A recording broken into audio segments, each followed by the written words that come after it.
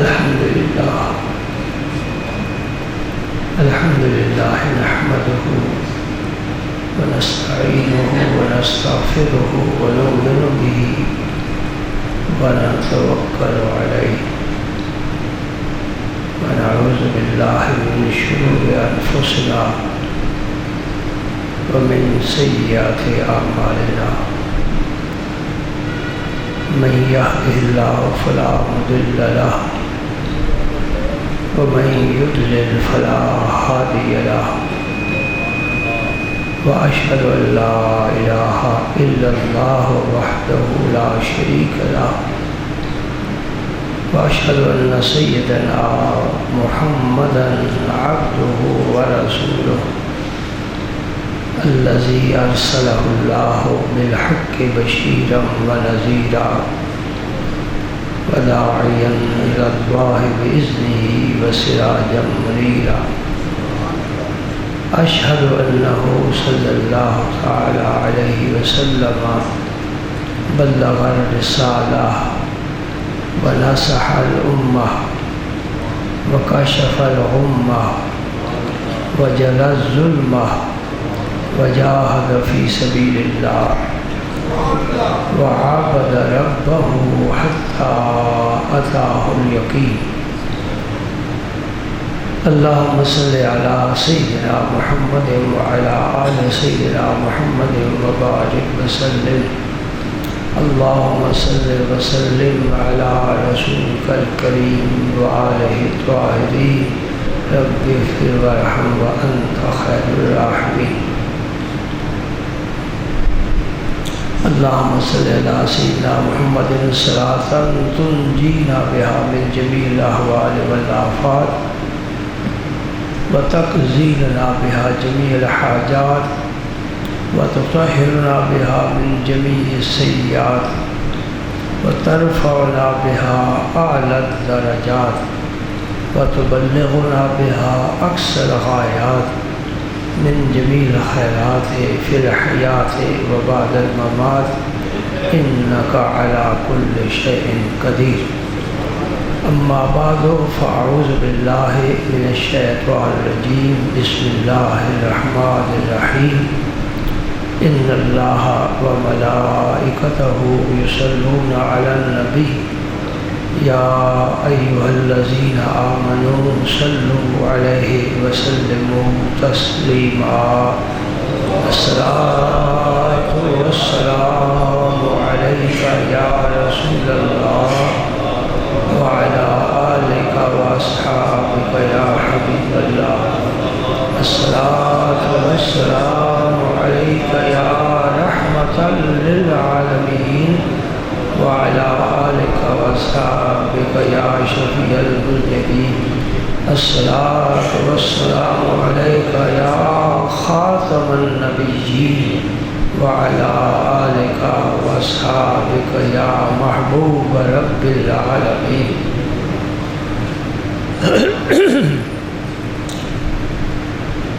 قرآن پاک اللہ کی کتاب، لا ریب کتاب، بے مثل کتاب، سب سے افضل ترین کتاب۔ اس کے بعد کوئی اللہ کی کتاب آنے والی نہیں ہے۔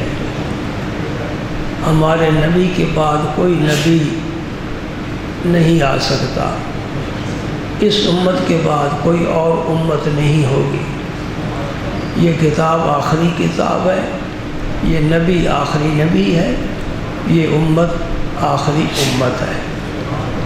اس امت کو سب امتوں پر فضیلت حاصل ہے۔ اس امت کو اللہ نے اپنا حبیب عطا فرمایا، اور اس امت پر اللہ پاک نے ساری امتوں سے بڑھ کر کرم اور احسان فرمائے۔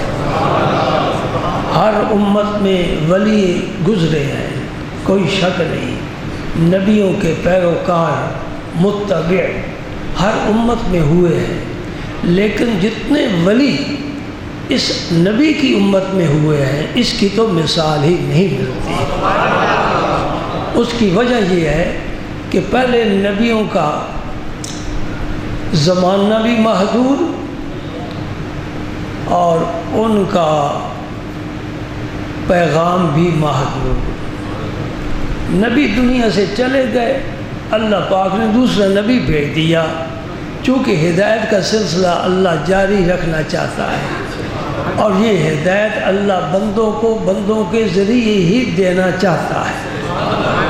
وہ چاہے براہ راست بھی ہدایت عطا فرما سکتا ہے، لیکن وہ بندوں کے ذریعے ہی اپنے بندوں کی رہنمائی فرمانا پسند کرتا ہے۔ اس لیے رب نے نبیوں کو بھیجا، جو نبی دنیا سے جاتے دوسرے نبی آ جاتے، یہ سلسلہ چلتا رہا۔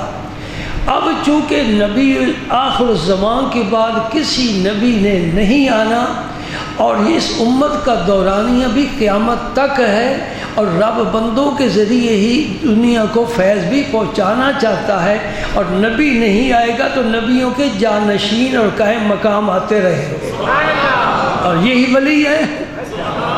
یہ سلسلہ قیامت تک جاری رہے گا، جب تک چاند سورج اور ستارے ہیں اس قرۂ خاک پر اللہ کے ولی بھی موجود ہے۔ بعض لوگ کہتے ہیں جی بس کتابوں میں پڑھا ہے، پہلے لوگ ہوتے تھے۔ میں نے کہا سورج وہی ہے نا جو پہلے تھا، چاند وہی ہے نا جو پہلے تھا، آسمان بھی وہی ہے، پانی پیاس بجھانے کے لیے اپنا کام کر رہا ہے، آگ موجود ہے جلاتی ہے، ہوائیں چلتی ہیں، فضائیں ہیں، سب کچھ ہے، تو اللہ کے ولی بھی موجود ہے۔ کیوں مایوس ہوتے ہو؟ اتنے آسمان پر ستارے نہیں ہیں جتنے مصطفیٰ کریم کی امت کے ولی ہیں، اور ہر ولی اپنے ماحول میں وہ کام کر رہا ہے جو نبی کیا کرتے تھے۔ یہ جملہ ہر بندے کو کہنے کی اجازت نہیں ہے کہ میں وہ کام کر رہا ہوں جو نبی کرتے تھے، نہیں، تو کیا کرتا ہے؟ تیرے پاس تو علم ہی نہیں ہے، نبی علم کے بغیر کبھی قدم نہیں اٹھاتا، نبیوں کا ورثہ ہی علم ہوتا ہے، تو جاہل ہے، تو وہ کام نہیں کر سکتا جو نبی کرتے ہیں۔ یہ کہہ کہ میں یوں ہی گھر سے نکلا ہوا ہوں، نبیوں والا کام تو نہیں کر سکتا، نبیوں والا کام ولیوں نے کیا ہے، کر رہے ہیں، کرتے رہے۔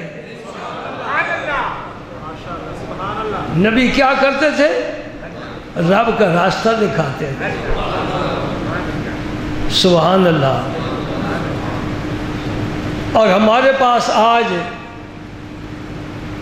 ہمارے نبی پاک صلی اللہ علیہ وسلم کا قائم مقام کیا چیز ہے؟ کہو قرآن۔ جو لوگ اس قرآن سے وابستہ ہو گئے وہ یوں سمجھو کہ ہم نبی پاک سے وابستہ ہو گئے، اور جو نبی سے وابستہ ہو گیا وہ سمجھو میں اللہ سے واصل ہو گیا، اور کوئی راستہ ہے ہی نہیں، ایک ہی راستہ ہے، آخر زمان پیغمبر کی اتباع کا راستہ، اور کوئی راستہ نہیں۔ یہ بات ذہن نشین کر لو، پورا قرآن گواہی دے گا، سب حدیثیں گواہی دیں گی، امت کا ہر ولی، اس کا ہر عمل، اس کا ہر کردار گواہی دے گا کہ اللہ تک پہنچنے کا سوائے نبی پاک کے طریقے کے کوئی اور طریقہ نہیں ہے۔ نبی کا کیا طریقہ تھا؟ جب مدینہ پاک آئے تو سب سے پہلا کام کیا کیا؟ مسجد قباء تعمیر فرمائی، یہ شہر سے باہر 3 میل کے فاصلے پر، اور جب مدینہ پاک شہر میں داخل ہوئے سب سے پہلا کام کیا کیا؟ مسجد تعمیر فرمائی، اذان کہلوائی، امامت خود فرمائی، قرآن خود پڑھا، خود پڑھایا، جو فرمایا حدیث بن گئی، صحبت میں رہنے والے پاکیزہ ہوتے گئے، سود کھاتے تھے چھوڑ دیا، شراب پیتے تھے چھوڑ دیا، بدکاری کرتے تھے توبہ کر گئے، جھوٹ بولنا چھوڑ دیا، ظاہر باطن کو نبی نے پاک کیا۔ اس امت کا ولی وہی ہو سکتا ہے جو اس راستے پر چلے. جو دھوئیں کے پاس بیٹھا ہو جی، دھوئیں کے پاس بیٹھا ہو، مسجد سے کوئی تعلق ہی نہ ہو، قرآن کی ایک آیت بھی یاد نہ ہو، بے شک تعویذ بڑا کام کرتا ہے، وہ ولی نہیں ہو سکتا. اس راستے پر چلنے والا ولی ہے، قرآن پڑھنے والا ولی ہے. میں نے چند احادیث گزشتہ صبحوں میں بیان کی ہیں، مجھے اللہ پاک نے ایک کرم فرمایا، توفیق عطا فرمائی. آج میں چند آیات اور چند صورتوں کے فضائل بیان کرتا ہوں، قرآن پاک کی صورتوں کی اور آیات کریمہ کے. پہلی صورت کون سی ہے؟ فاتحہ شریف. قرآن پاک کی پہلی صورت سورت فاتحہ ہے. اس کی فضیلت دیکھو کہ نماز کی ہر رکعت میں پڑھی جاتی ہے. 2 رکعت والی ہے 2 میں، 3 والی ہے 3 میں، 4 والی ہے 4 میں. نماز کی ہر رکعت میں یہ صورت پڑھی جاتی ہے. جتنا قرآن میں رب نے بیان کیا ہے نا، وہ سارے کا سارا سمٹ کر سورہ فاتحہ میں آ گیا ہے. یہ اس لیے افضل ترین صورت ہے، سب صورتوں میں سے افضل. پہلے ایک مسئلہ سمجھ لیں، آیا قرآن جو رب کا کلام ہے اس میں بھی بعض سے افضل ہو سکتا ہے؟ قرآن تو سارا رب کا ہی کلام ہے نا، اول سے لے کر آخر تک. تو کیا ہم ایسا کر سکتے ہیں کہ کچھ چھانٹ لیں بھائی یہ اس سے افضل ہے؟ ایسا ہو سکتا ہے؟ بعض کہتے ہیں نہیں، رب کا سارا کلام برابر ہے، لیکن اس بات کو ہم نہیں پسند کرتے.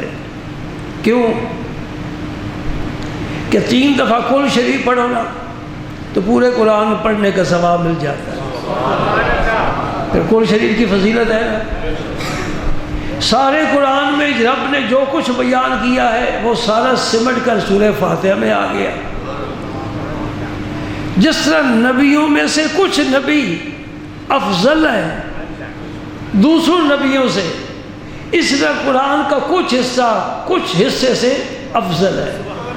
3 پارہ پہلی آیت، تلک الرسل فضلنا بعضهم علی بعض. یہ رسول ہے میرے، میں نے بعض کو بعض پر فضیلت دی ہے. منہم من کلم اللہ، ان میں سے کچھ تو ایسے ہیں میں نے براہ راست ان سے کلام کیا ہے. تو جس سے کلام نہیں کیا اس سے وہ نبی افضل ہوا جس سے رب نے کلام کیا ہے. موسیٰ علیہ السلام سے کلام کیا، حضور موسیٰ علیہ السلام باقی نبیوں سے افضل ہو گئے. وَرَفَعَ بَعْضَهُمْ دَرَجَاتٍ، اور بعض ان میں سے وہ بھی رسول ہیں جن کے میں نے بے شمار درجے بلند کیے ہیں. یہ سمجھنا لفظ درجات، درجاتن کی جمع ہے. درجہ یہ اوپر سیڑھیاں جاتی ہیں نا، اور کچھ سیڑھی نیچے جاتی ہیں تہ خانے میں، وہ بھی سیڑھیاں ہیں، اوپر جانے والی بھی سیڑھیاں ہیں، لیکن عربی میں دونوں کے نام الگ الگ ہیں. جو نیچے جاتی ہیں انہیں درکات کہتے ہیں کاف کے ساتھ، جو اوپر جاتی ہیں انہیں درجات جیم کے ساتھ کہتے ہیں. سمجھے؟ نیچے جانے والی درکات، اوپر جانے والی درجات. اور درجات یہ جمع کا صیغہ ہے، اور جمع کے صیغے میں اب اس کے بعد کوئی اور زیادتی کر سکتے ہی نہیں. رب نے ساری زیادتیاں اس میں جمع فرما دی ہیں. 3 نہیں، 4 نہیں، 5 نہیں، 100 نہیں، 1000 نہیں، لاکھ نہیں، کروڑ نہیں، ارب نہیں، کھرب نہیں، پدم نہیں، میں گن نہیں سکتا. رب فرماتا ہے بعض وہ ہیں جن کے میں نے اتنے درجات بلند کیے ہیں کہ زمین والا کوئی شمار نہیں کر سکتا. یا وہ جانتا ہے یا میں جانتا ہوں. وَرَفَعَ بَعْضَهُمْ دَرَجَاتٍ. جبریل چڑھے، آدم چڑھے، موسیٰ چڑھے اوپر آسمانوں کے، عیسیٰ علیہ السلام چڑھے، کوئی پہلے آسمان تک، کوئی دوسرے تک، تیسرے تک، چوتھے تک، پانچویں، چھٹے، ساتویں تک، آگے چڑھ گئے حضرت جبریل سدرۃ المنتہا تک، آگے کوئی جا نہیں سکتا۔ وَرَفَعَ بَعْضَهُمْ دَرَجَاتٍ، جس کے میں نے بے شمار درجے بلند کیے ہیں، یہ امنہ قدر یتیم ہے، اس کی بلندیوں کی کوئی انتہا ہی نہیں ہے۔ سبحان اللہ، اتنا بلند کیا ہے، اتنے درجے بلند کیے ہیں کہ کوئی شمار کر سکتا ہی نہیں۔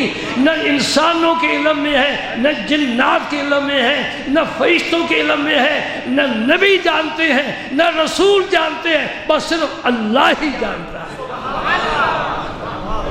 سمجھ گئے؟ فضیلت ہوئی نا، کتنی فضیلت ہے۔ کوئی حاضر ہے؟ کوئی حد ہے ان کے عروج کی؟ انہیں کہہ لیا نا، کوئی حد ہے ان کے عروج کی؟ بالغ العلا بکمال، بالغ العلا، وہ بلندیوں کو پہنچے جس کی کوئی انتہا نہیں ہے۔ اللہ نے وہ کمالات عطا فرمائے، وہ تیرا میرا نبی ہے، وہ تیرا میرا نبی ہے۔ ہم قیامت کے دن ساری امتوں کے سردار چودھری چیئرمین ہوں گے۔ یہ نبی پاک کی آخری امت ساری امتوں کی چیئرمین ہوگی، سب ان کے پیچھے ہوں گے۔ میرے مصطفیٰ نے فرمایا، میں قربان جاؤں، فرمایا کوئی نبی جنت میں نہیں جائے گا جب تک میں نہیں جاؤں گا۔ واہ شان والے نبی، کوئی نبی جنت میں نہیں جائے گا جب تک میں نہیں جاؤں گا، اور کوئی امت جنت میں نہیں جائے گی جب تک میری امت نہیں جائے گی۔ یہ ہے نبیوں کا سردار، یہ ہے امت کا غمخوار۔ نبی بھی رکے ہوئے ہیں، وہ یتیم آئے سب سے آگے بڑھ جائے، امتیں رکی ہیں کہ میرے آخر زمان پیغمبر کی امت گزرے پھر ہم جائیں گے۔ پھر ہے نا چیئرمین، یہ امت ساری نبیوں ساری امتوں کی سردار امت ہے، چیئرمین امت ہے۔ اور قیامت کے دن جس دن شہادت کا اللہ اکبر سلسلہ شروع ہوگا نا، وَيَكُونُ الرَّسُولُ عَلَيْكُمْ شَهِيدًا، اس دن بھی اللہ پاک اس امت کو گواہی کے طور پر طلب فرمائے گا۔ یہ انشاءاللہ کبھی پھر بیان کروں گا۔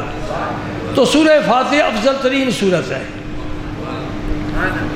اس کے نام بھی بہت سے ہیں، اس کے فضائل بھی بڑے ہیں۔ ایک حدیث پاک سنو، یہ صحابی ہیں ابو سعید بن معلّہ رضی اللہ تعالیٰ عنہ، یہ حدیث بخاری شریف کی ہے۔ ابو سعید بن معلّہ وہ نماز پڑھ رہے تھے، حضور نبی کریم صلی اللہ علیہ وسلم نے ان کو بلایا۔ نماز کی حالت میں تو کسی کے آواز پر لبیک کہنے کی اجازت ہی نہیں۔ اگر آپ نماز پڑھ رہے ہیں، آپ کے استاذ آ جائیں، پیر و مرشد آ جائیں، السلام علیکم کہیں تو جواب دینے کی اجازت نہیں۔ بلائیں ادھر آ بھائی میرے مرید، پیر صاحب ٹھہرو میں اللہ کا سجدہ کر لوں تو پھر آؤں گا۔ سمجھے نہیں سمجھے؟ یہ میں عام لوگوں کی بات کر رہا ہوں، کچھ اس سے بھی آگے ہیں، اس سے بھی آگے ہیں۔ حضرت خواجہ بدر الدین اسحاق رحمۃ اللہ علیہ، جو حضور بابا صاحب کے خلیفہ ہیں، داماد ہیں، اور محبوب الہی نظام الدین اولیاء کے پہلے مربی ہیں، وہ نماز پڑھ رہے سے بابا صاحب نے آواز دی، نماز میں ہی جواب دے دیا۔ میں اس لیے کہہ رہا ہوں کچھ اور لوگ ہیں، ہم اپنی بات کریں نا، ہم تیسرے درجے کے ہیں۔ نماز میں کوئی سلام کہے جواب دے دو تو نماز ٹوٹ جائے گی، وعلیکم السلام، نماز ٹوٹ گئی۔ نماز کا ایک اپنا مقام ہے، یہ مقام نیاز ہے اللہ کا، اللہ کی بندگی کر رہا ہے، حاضر ہے اللہ کے حضور۔ اب اللہ اور اس کے بندے کے درمیان کوئی فاصلہ نہیں ہے نماز کے وقت۔ افضل حضور نے تب بھی تو فرمایا مومن کی معراج ہے، قرۃ عینی بالصلاۃ، نماز میں میری آنکھوں کی ٹھنڈک ہے۔ حضور بہت پیار کرتے تھے نماز کے ساتھ۔ دوران سفر آپ جب تھکاوٹ محسوس کرتے، بلال سے فرماتے بلال میری راحت کا انتظام کرو۔ بلال اذان کہتے، میرا نبی سجدے کرتا، راحت مل جاتی۔ آپ نے بھی تجربہ کیا ہے، سفر کر رہے ہیں، گرمی کا موسم ہے، سردی ہے، تھکاوٹ ہو گئی، نماز کا وقت آ گیا، گاڑی رک گئی، آپ نے وضو کیا، کیے سجدے، سکون ملا کہ نہ ملا؟ میں اپنی بات کر رہا ہوں، آپ کی بھی یہ کیفیت ہے۔ دوران سفر جب تھکاوٹ ہوتی ہے، نماز کا وقت الحمدللہ وقفے کے ساتھ آتا رہتا ہے، یہ میرے رب کا کرم ہے، رب کا کرم ہے۔ اگر نماز ایک ہوتی، ایمان والوں کو لطف زندگی کا نہ آتا، سکون ہی نہ ملتا، اور اکٹھی آتی تب بھی سکون نہ ملتا۔ رب نے وقفے کے ساتھ رکھی ہے، آؤ پھر جاؤ، پھر آؤ پھر جاؤ، میرے دسترخوان سے روحانی غذا حاصل کرو، جاؤ کاروبار کرو، پھر آؤ، میں تمہیں کچھ دینا چاہتا ہوں، آ جاؤ میرے گھر، آ جاؤ، مانگو مجھ سے، میرے بڑے خزانے ہیں، میرے بڑے خزانے ہیں۔ سبحان اللہ، سبحان اللہ۔ ابو سعید بن معلّہ نماز پڑھ رہے تھے، حضور کی آواز سنی، نماز پڑھتے تھے، ابتدا تھی نا، ابھی مسائل سیکھ رہے تھے، ابھی ترقیاں ہو رہی تھیں، ابھی منزلیں طے ہو رہی تھیں، کہاں صحابہ پھر جا کر پہنچے، یہ ابتدائی بات ہے۔ ابو سعید بن معلّہ نماز سے فارغ ہوئے تو حضور کی خدمت میں حاضر ہوئے۔ یہی طریقہ ہے نا، یہی دستور ہے، کوئی بڑا ہے تو نماز سے فارغ ہو جائے۔ اب حضور کو کچھ انتظار تو کرنا پڑا نا، وہ ہماری طرح نماز بھی نہیں ہوتی تھی، ہمیں تو صرف کل ہی یاد ہے، قل هو اللہ احد، ہر نماز پڑھے جا رہے ہیں۔ اور بچپن میں میاں صاحب نے جب یاد کرایا تھا نا، ہم نے بھی پھر دوسری صورت کی تلاش نہیں کی، کہا کام چل رہا ہے چلنے دو۔ نہیں بھائی، ایسا نہیں، کم از کم 4 صورتیں تو یاد ہونی چاہیے نا، 4 رکعت سے بڑی تو کوئی نماز بھی نہیں، ہر رکعت میں الگ صورت پڑھنی چاہیے۔ قرآن شریف بھی زیادہ آیتیں نہیں ہیں تاکہ اسی کو تقسیم کر لیتے، گزارا ہی کرنا ہے نا۔ اسی لیے میں کہتا ہوں اس کتاب یہ خزانہ ہے، اس کے قریب آؤ، خدا کی قسم بہت کچھ دیتی ہے، بہت کچھ، اس دنیا میں بھی آخرت میں بھی۔ قیامت کے دن میرا رب قاری قرآن، حافظ قرآن سے کہے گا اقرا ورتقے، قرآن پڑھنا شروع کر اور چڑھنا شروع کر، قرآن پڑھنا شروع کر اور چڑھنا شروع کر، چڑھتا جا، پڑھتا جا، ورتل، ترتیل کے ساتھ پڑھ، ٹھہر کے، تراویح میں جس طرح حفظ پڑھتے ہیں نا اس طرح نہیں، ترتیل کے ساتھ ٹھہر کر۔ کس طرح پڑھتے ہیں؟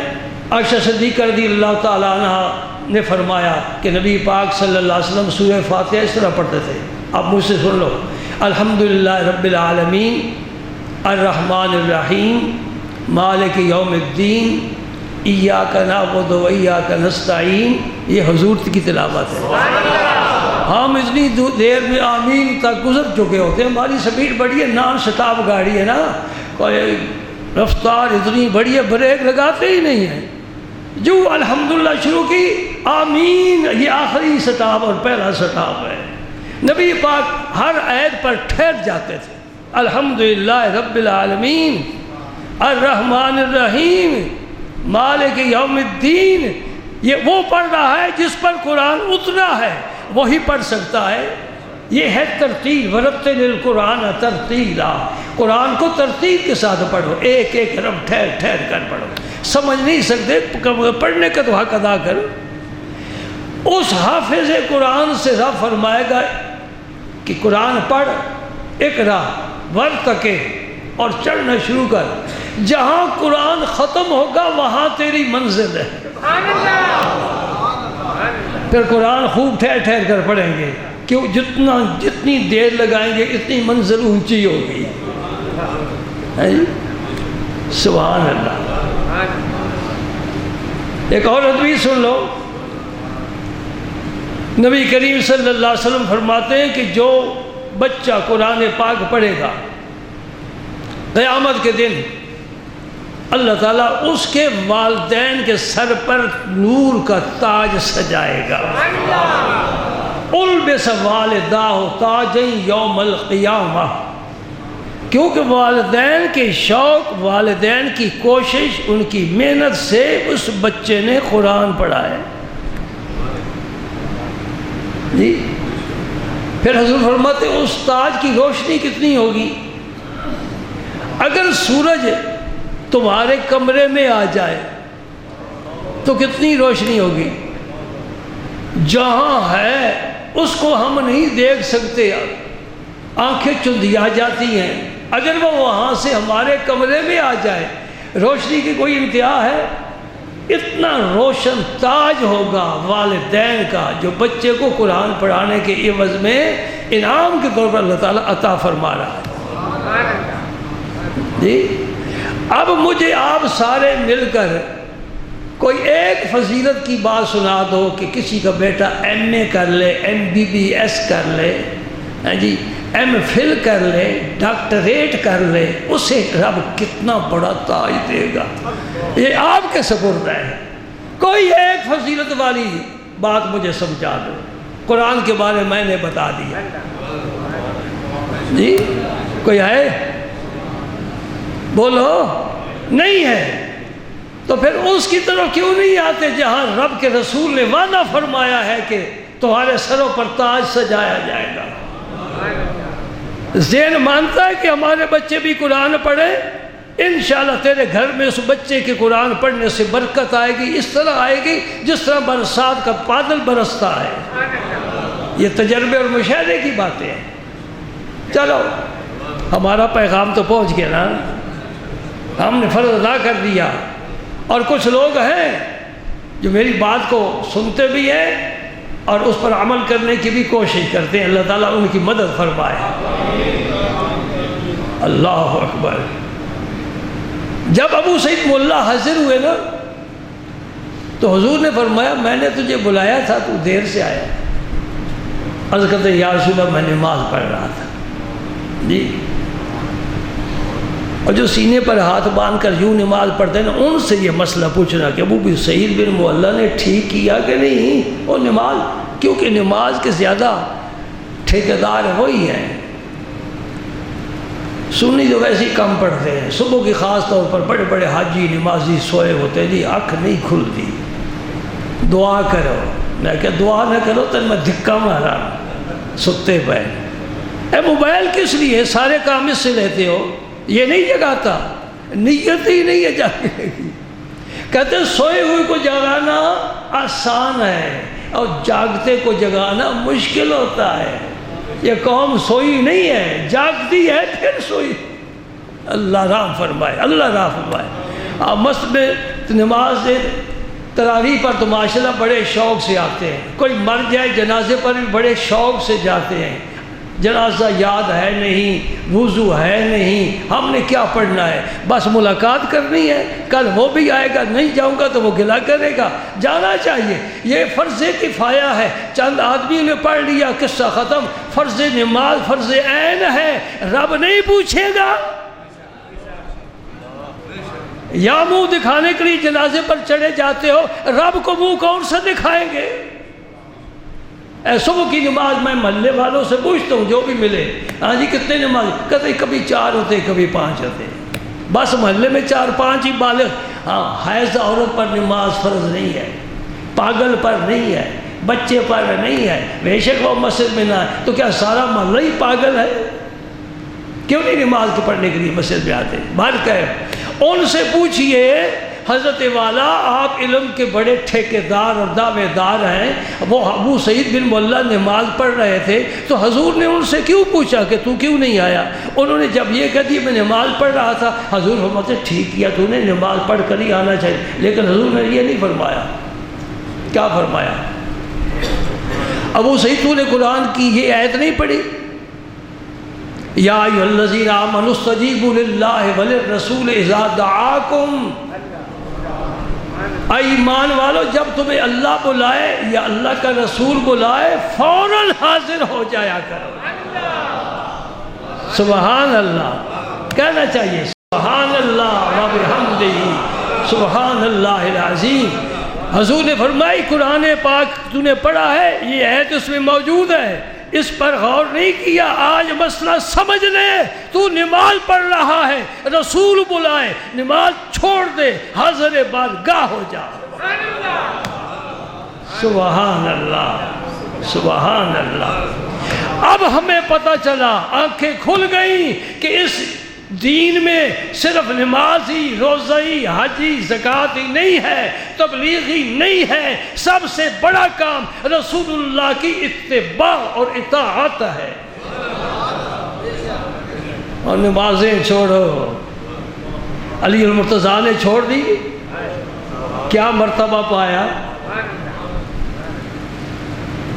نماز چھوڑ دی، سرکار نے اپنا سر ناز ان کی گود میں رکھا ہوا ہے۔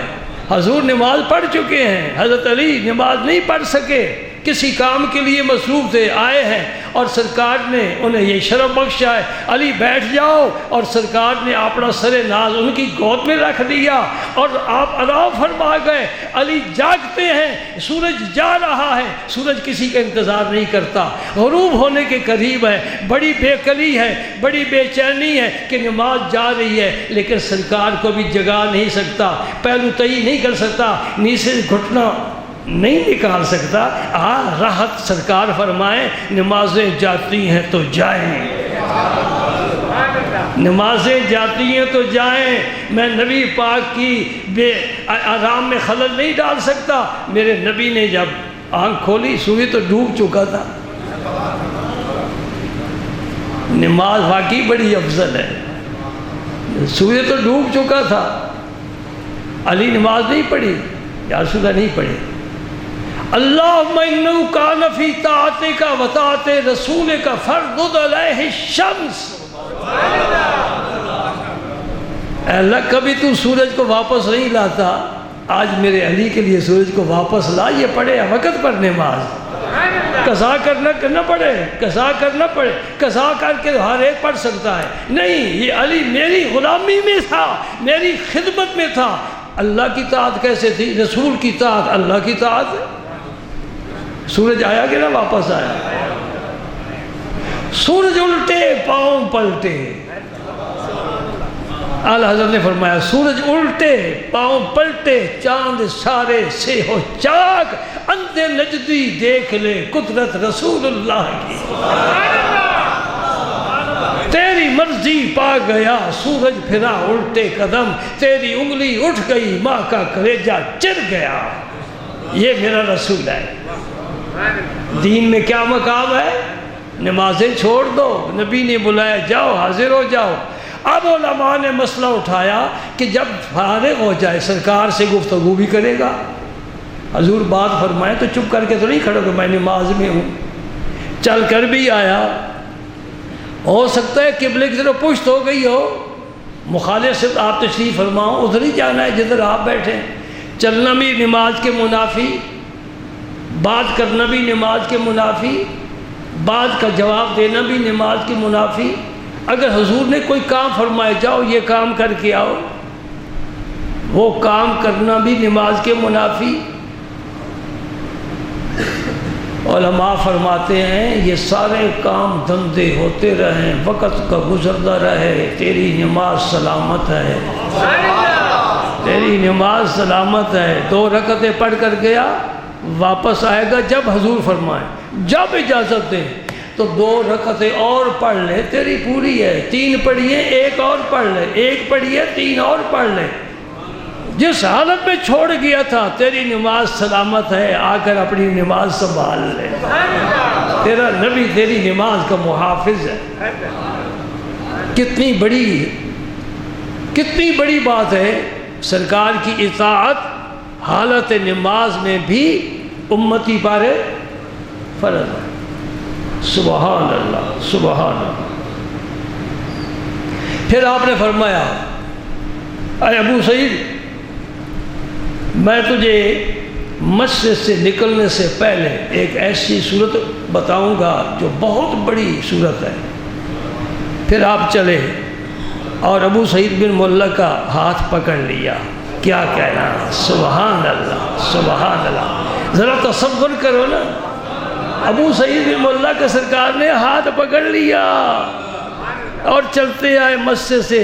جب مسجد کے کنارے پر پہنچے تو حضرت ابو سعید بن معلّہ نے عرض کی یا رسول اللہ، آپ نے فرمایا تھا میں تجھے قرآن پاک کی اعظم صورت بتاؤں گا، یاد کرا دیا. یاد کرانے کی کیا ضرورت ہے؟ اندر شوق تھا. حضور بھی طالب علم کا شوق دیکھنا چاہتے تھے.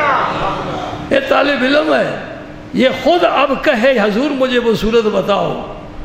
حضور نے فرمایا وہ صورت سورہ فاتح الحمدللہ رب العالمین. فرمایا یہ سب المثانی، اس کی 7 آیتیں ہیں.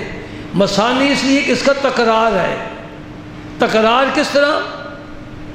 یاد رکھنا، یہ صورت ایک دفعہ نازل نہیں ہوئی، 2 دفعہ نازل ہوئی. مکہ مکرمہ بھی، مدینہ پاک میں بھی. یہ سورہ فاتحہ 2 دفعہ نازل ہوئی ہے. اس کی عظمت ہے. سب اس لیے کہ اس کی 7 آیتیں ہیں. مثانی اس لیے کہ اس کا نماز میں بھی تکرار کیا جاتا ہے، نزول میں بھی تکرار ہے. والقرآن العظیم الذی اوتیتہ، اور یہی سورت قرآن عظیم ہے. وہ پہلے میں بات کہہ چکا ہوں. اس سورت کو قرآن عظیم کیوں فرمایا جا رہا ہے؟ کہ سارے قرآن کے جو مضامین ہیں وہ رب نے اس سورت میں سمیٹ کر جمع کر دیے. سمجھ گئے؟ اس سورت کو بہت زیادہ پڑھا کرو، نماز کے علاوہ بھی پڑھا کرو.